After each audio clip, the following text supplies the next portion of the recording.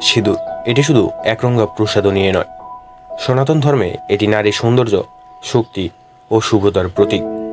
কিন্তু কখনো কি ভেবে দেখেছেন সিঁদুরের উৎপত্তি কীভাবে হলো, কেন বিবাহিত নারীরা এটি পরেন, আর এর আধ্যাত্মিক ও বৈজ্ঞানিক গুরুত্ব কী?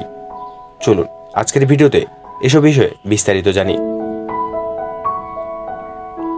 সনাতন ধর্মে বিশ্বাস করা হয় যে সিঁদুরের প্রচলন শুরু হয় দেবী পার্বতীর সময় থেকে। শাস্ত্র অনুযায়ী পার্বতী দেবী প্রথমবার নিজের সিঁথিতে সিঁদুর পরেন এবং এটি নারীর সৌন্দর্য ও সুখের প্রতীক হয়ে ওঠে। মহাভারতে দ্রৌপদীর কপালেও সিঁদুরের উল্লেখ পাওয়া যায়।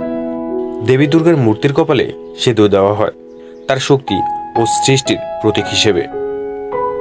শুধু ধর্মীয় নয়, সিঁদুর পরার বৈজ্ঞানিকও ব্যাখ্যা রয়েছে।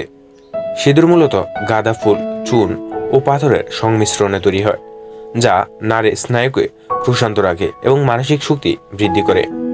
এছাড়া মঙ্গল গ্রহের শক্তির সাথে এর সংযোগ রয়েছে, যা বিবাহিত নারীদের জন্য শুভ বলে মনে করা হয়।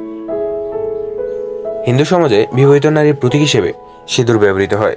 এটি শুধু একজন নারীর দাম্পত্য জীবনের লক্ষণই নয়, বরং এটি তার স্বামীর দীর্ঘায়ু ও সুস্থতার প্রতীক হিসেবে ধরা হয়।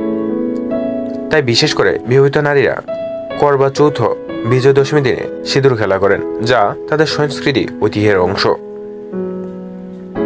সিঁদুর শুধু একটি প্রসাধনী নয়, এটি নারীর শক্তি, সৌন্দর্য, শুভতা এবং সংস্কৃতির অংশ।